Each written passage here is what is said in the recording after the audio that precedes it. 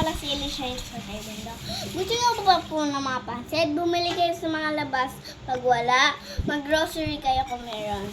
Naubos ko lang kasi yung pansit. Kanina pa kami nandito. Kasi masarap kasi yung pansit na dito. Naliluto. Masarap.